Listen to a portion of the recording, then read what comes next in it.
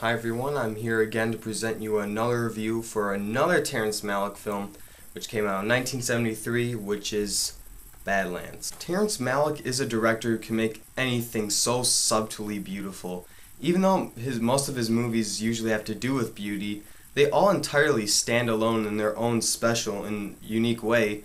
And Badlands was Terrence Malick's first film, and it is most definitely surprising to know that he had started off with such a fresh, brilliantly made film in his career. Martin Sheen plays Kit, a James Dean lookalike who starts off as a garbage boy, but then falls in love with an unlikely girl in the neighborhood, Holly, played by Sissy Spacek.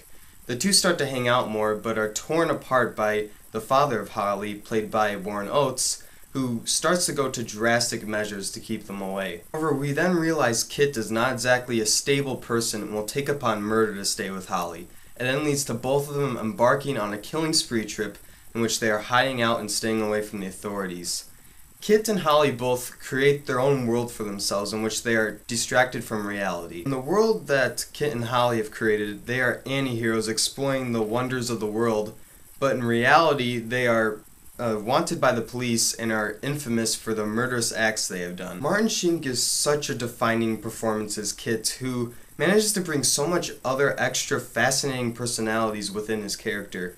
Kit is both wild and disturbed, but he's also portrayed as a cool, lovable, rebellious individual. Sissy Spacek is also great as well, who plays Holly's character as someone who is unlikely and who you wouldn't think would go on this dangerous journey with Kit. Terrence Malick's genius directing and writing and the cast's excellent performances, Badlands also has its magical settings, cinematography, and score, which is altogether awe-inspiring. Badlands is a movie that should never be dismissed. It's a masterpiece and went on to inspire Quentin Tarantino's script for True Romance, which is also great on its own.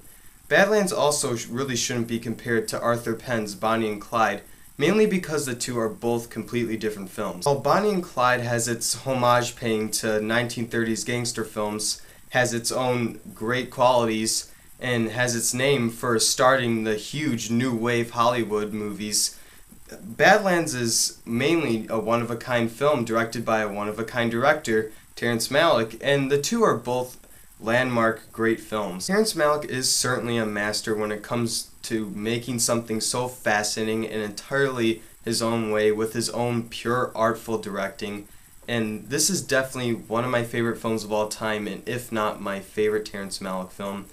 And yeah, this was my review of a great movie, Badlands, which must be seen, and yeah, that was my review for it.